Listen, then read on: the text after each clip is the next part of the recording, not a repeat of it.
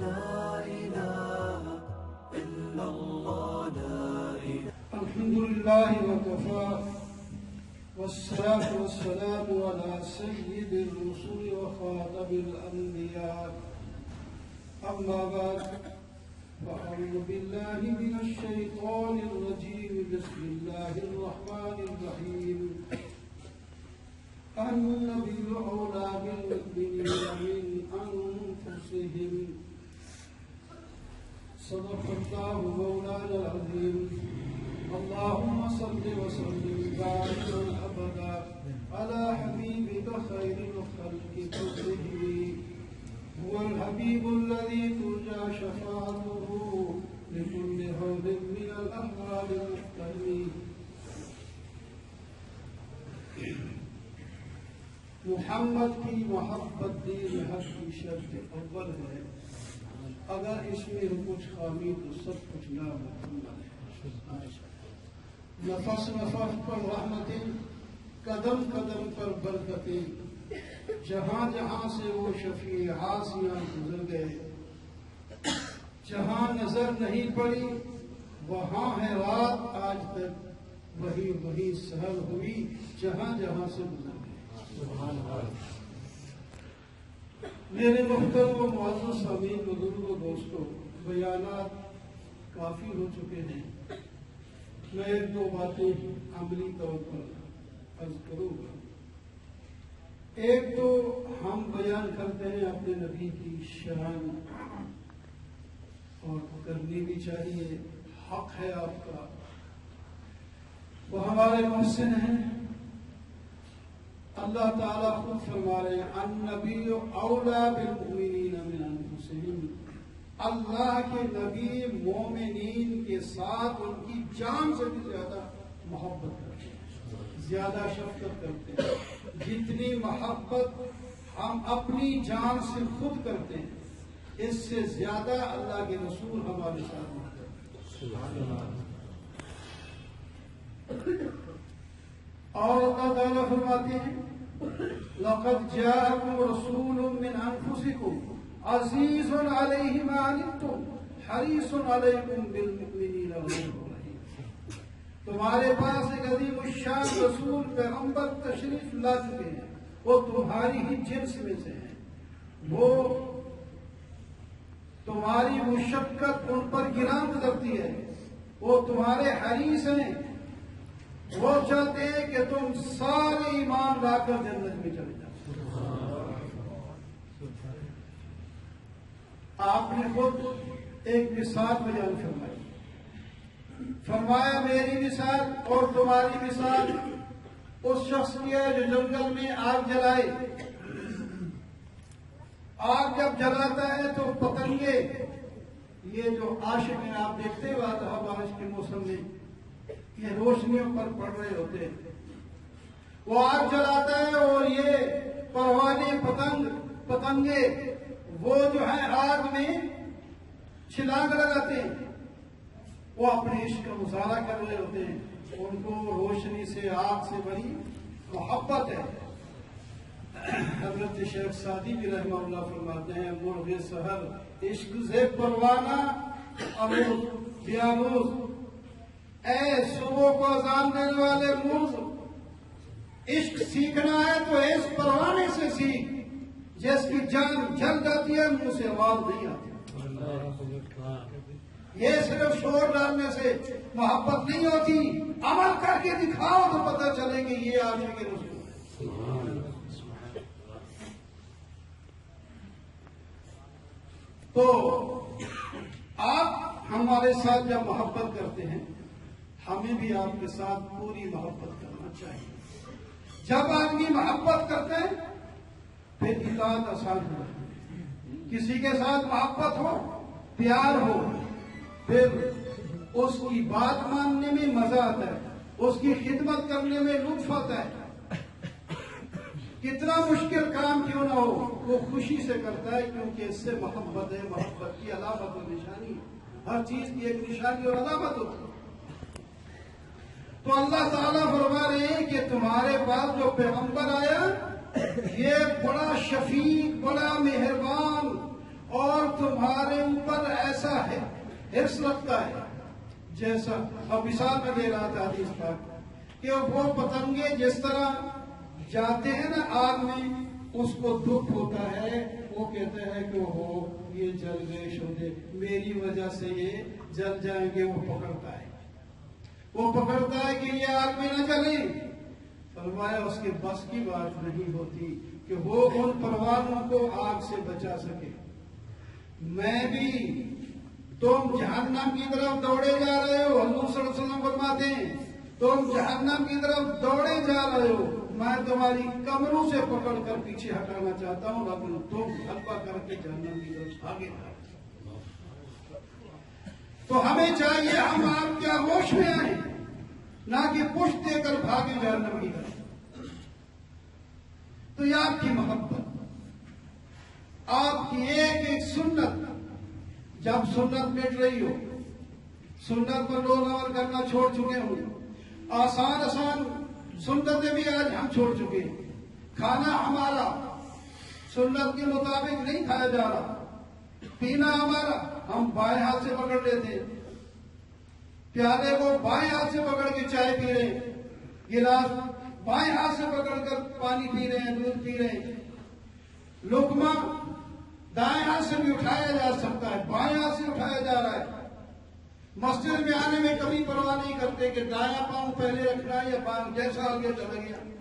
اگر وہیں سے جب مسجد میں داخل ہونا چاہے سوچ کے آئے کہ میں نے پہلے دایاں پاؤں مسجد میں رکھنا ہے، جب نکلنے لگے تو سوچ کے رکھے میں بایاں پاؤں پہلے باہر رکھوں گا۔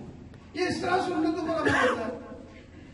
یہ کبھی سوچے نا، بس ٹھیک ہے، تقریر بھی ہو گئی، واہ واہ ہو گئی، اس نے بڑی اچھی تقریر کی، ٹھیک کیا، لیکن ہم نے کیا اپنے اندر تبدیلی لائی؟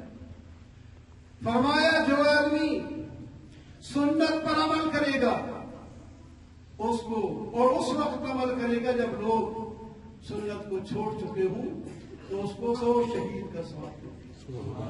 من احیا سنتی عند فساد امتی فلہ اجر 100 شہید۔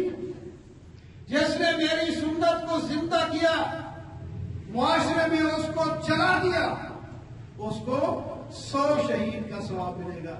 شہید کوئی آسان کام نہیں ہے، شہادت بڑی چیز ہے۔ اور فرمایا کل امتی یدخلون الجنہ الا من ابا، ساری امت جنت میں جائے گی، جو انکار کرے گا وہ نہیں جائے گا۔ قیل من ابا یا رسول اللہ، کون ہے جو انکار کرے؟ فرمایا من اطاعنی دخل الجنہ ومن عصانی فقد ابا، جس نے میری اطاعت کی وہ جنت میں جائے گا، اور جس نے میری نافرمانی کی وہ ہے انکار کرے گا۔ تو ہم آپ صلی اللہ علیہ وسلم کی سنت سیکھیں، روزمرہ کے جو کام ہے وہ سنت کے مطابق کریں۔ ہمیں تو نماز کا ہی کوئی پتہ نہیں، نماز کی کتنی سنتیں جو 5 وقت پڑھنے والے نماز کے، ان سے پوچھا جائے یار فرائض کتنے ہیں نماز کے اور سنتیں کتنی ہیں نماز کی، وہ کبھی ہم یاد ہی نہیں کرتے۔ ہر چیز کو سوچ سمجھ کر، دانا پینا ہو کر عمل کرنا چاہیے۔ پھر جب آپ صلی اللہ علیہ وسلم کی محبت ہمارے دل میں جاگزی ہوگی تو ہم جنت میں آپ صلی اللہ علیہ وسلم کے ساتھ ہوں گے۔ آپ نے فرمایا المرء مع من احب، مجلس نبوی میں نبی کریم صلی اللہ علیہ وسلم ارشاد فرما رہے ہیں، ایک صحابی یوں دیکھی جا رہا ہے، آپ نے فرمایا یہ آدمی آیا تو دیکھی جا رہا ہے، آگے نیچے نہیں کرتا۔ ویسے تو صحابہ کرام جو ہیں ادبر اپنی نظریں نیچے رکھتے، وہ فرماتے ہیں کہ ہم آپ کو دیکھ نہیں سکتے آپ کا ایک عظمت کی وجہ سے، لیکن وہ دیکھی جا رہا ہے۔ تو آپ نے اسے پوچھ لیا یار کیوں تو اس طرح دیکھتا ہے؟ وہ کہنے لگا حضرت آپ کی محبت ہے، اس واسطے اپنے محبوب کے چہرے کو میں تک رہا ہوں، اور مجھے یہ سوچ آ رہی ہے کہ جب ہم مر جائیں گے، آپ جنت میں چلے جائیں گے، ہمیں بھی اللہ جنت میں لے جائے، ہم بھی آ جائیں گے، لیکن آپ کا درجہ تو بہت اونچا ہوگا، وہاں آپ کو ہم دیکھنا چاہیں تو کیسے دیکھیں؟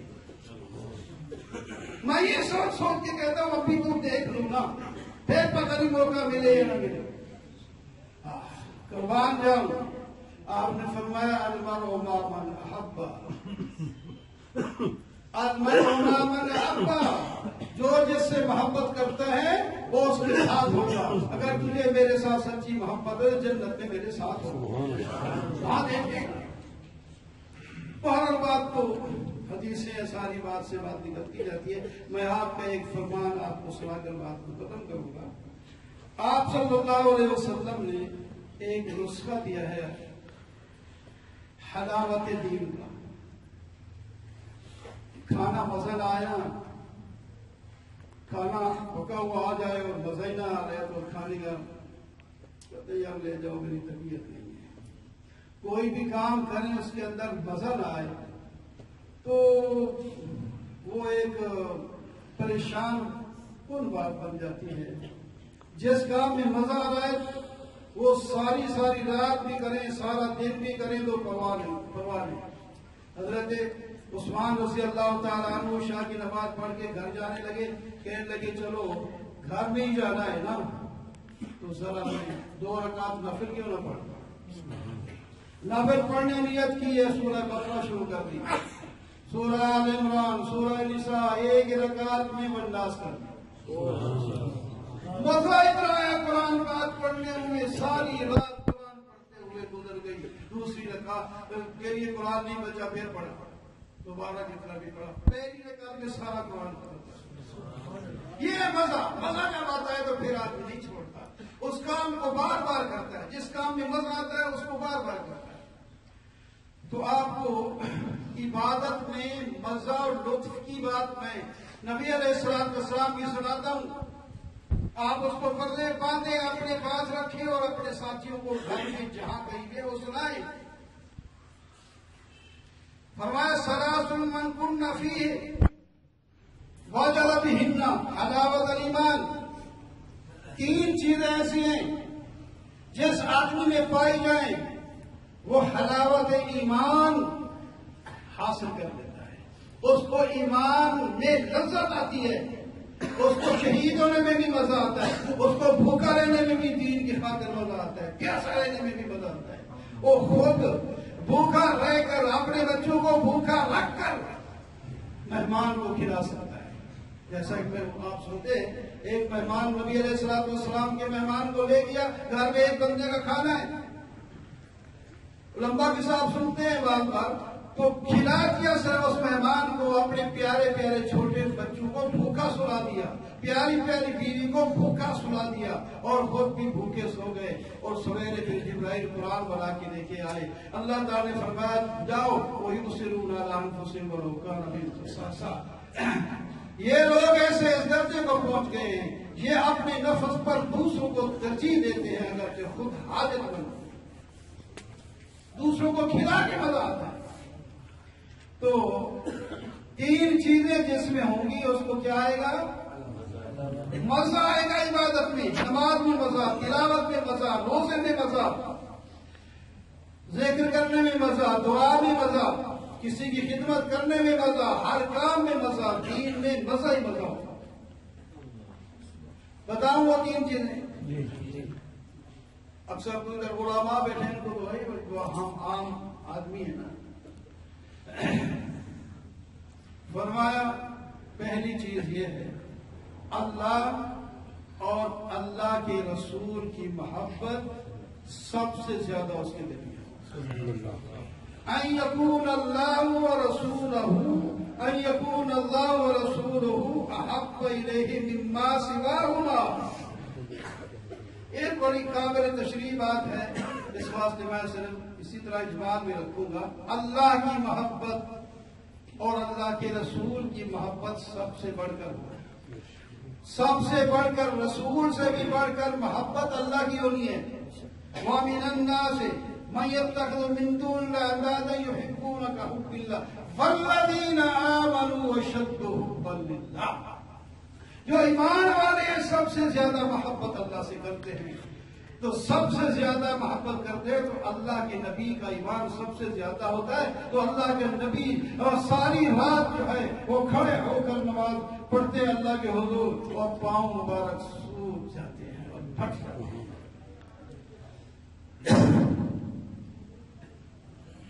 9 بیویاں 11 بیویاں گھر میں موجود ہیں.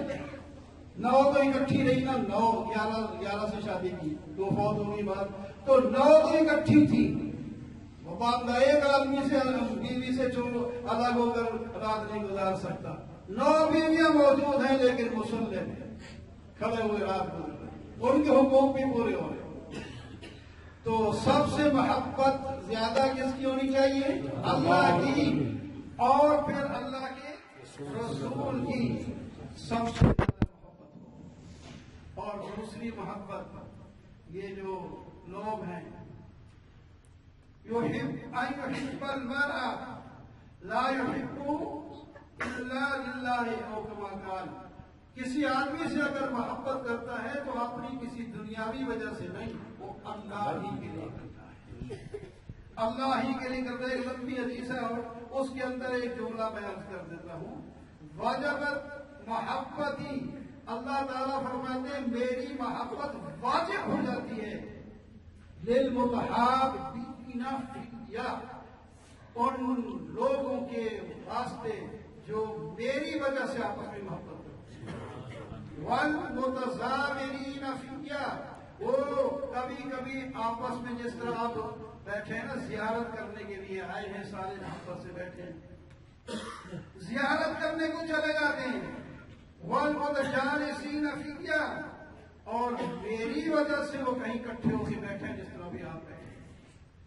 دین کی خاطر بیٹھے ہیں نا, اللہ کی خاطر ہم بیٹھے ہیں, اس محبت سے بیٹھے ہیں. اور نہ اس وقت کسی کی شادی ہے, نہ ولیمہ ہے, نہ کوئی اور چیز ہے. یہ اللہ کی محبت ہمیں بٹھائے ہوئے ہے, اللہ کے لیے وہ بیٹھے ہوئے ہیں. اور والمتبادلین فیّا, اور ایک دوسرے پہ خرچ بھی کرتے ہیں, جس طرح بھی اعلان ہو رہا ہے بار بار کہ روٹی کھا کے جانا, آخر خرچ کریں گے. تو یہ ساری حدیث یہاں انشاءاللہ ثابت آ گئی. ہم بیٹھے بھی ہیں آپس میں اللہ کے لیے, محبت کے لیے, زیارت بھی کرتے ہیں ایک دوسرے کے لیے کے ساتھ اللہ کے لیے, اور جو ہے خرچ بھی کرتے ہیں تو وہ بھی اللہ کے لیے, اور یہ سب کچھ اللہ کے لیے. تو پھر ضرور ہمیں یقین ہونا چاہیے اللہ کی محبت بھی ہمارے ساتھ ہے. تو کتنی دو ہو گئی تھی چیزیں؟ کیا اللہ اور اللہ کے رسول کی محبت سب سے زیادہ ہو, اور دوسرا کسی سے جو محبت رکھتا ہے تو اللہ کی, اور بیٹے کے ساتھ محبت کرے تو وہ بھی اللہ کی, بیوی کے ساتھ محبت کرے تو اللہ کا حکم ہے, اس واسطے وہ بھی اللہ کی. اس واسطے آپ نے فرمایا بیوی کے منہ میں لقمہ دے گا تو اس پہ صدقے کا ثواب ملے گا. کیوں ملے گا؟ اسی وجہ سے تو ملے گا.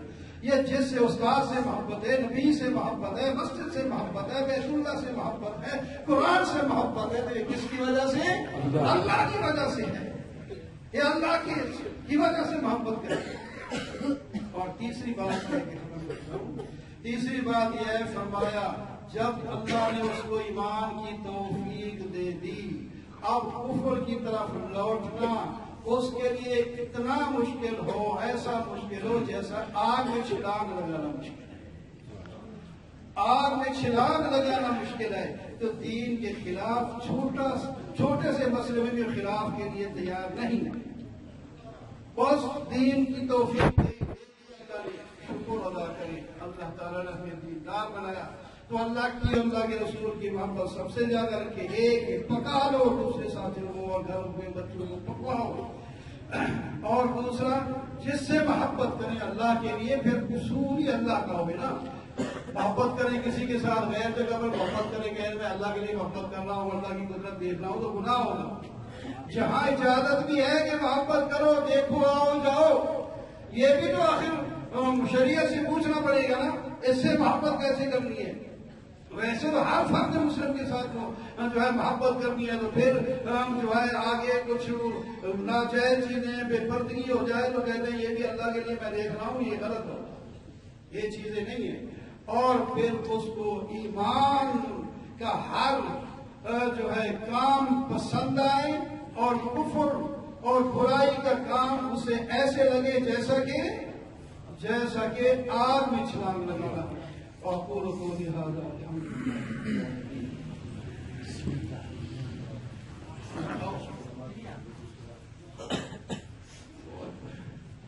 الحمد لله رب العالمين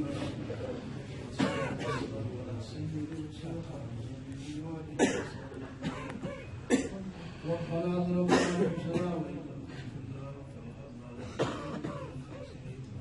ربنا آتنا في الدنيا حسنة وفي الآخرة حسنة وقنا عذاب النار وادخلنا الجنة يا عزيز يا غفار.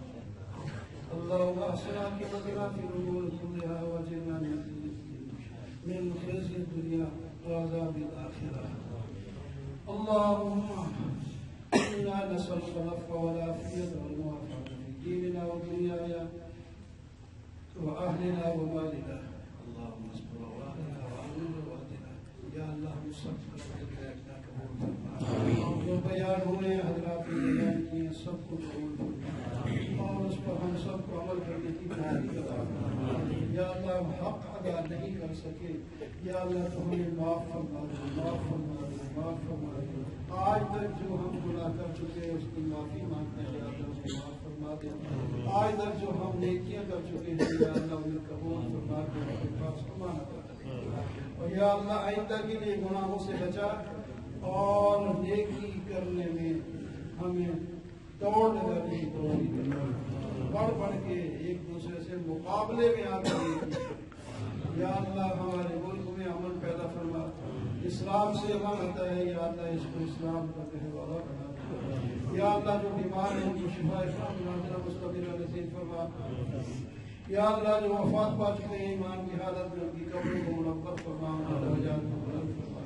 یا اللہ ہم سب کو اپنے نبی کا سچا خادم بنا. یا اللہ صحابہ کرام جس جذبے کے ساتھ آپ صلی اللہ علیہ وسلم کی اطاعت کرتے تھے، آپ کی فرما برداری کرتے تھے، یا اللہ ہمیں بھی وہ جذبات نصیب فرما، وہی اخلاق نصیب فرما. یا اللہ ہمارا دین جو ہے ہمارا اوڑھنا بچھونا بنانے کی توفیق عطا فرما. قرآن پاک سیکھنے اور اس پر عمل کرنے کی توفیق عطا فرما، تلاوت کرنے کی توفیق عطا فرما. یا اللہ جتنے ہاتھ اٹھے ہوئے ہیں ان کی نیک مرادیں یا اللہ تو پوری فرما دے. جو ان کے دلوں میں ہیں یا اللہ تو علیم بذات الصدور ہے، سب کے دلوں کے راز بھی تو جانتا ہے. یا اللہ ہم سب کے دلوں کے اچھی جو مرادیں ہیں ان کو پورا فرما دے. اگر برے خیالات شیطان کی طرف سے ہمارے دل میں آتے ہیں تو یا اللہ اس سے ہمیں پاک و صاف فرما دے. یا اللہ جب تک ہم زندہ رہیں ایمان کی زندگی ہمیں نصیب فرما. جب موت آئے تو کلمہ پڑھتے ہوئے عرش و جہان سے رخصت آنے والی تمام ہو جائیں، جہنم سے بھی محفوظ فرما.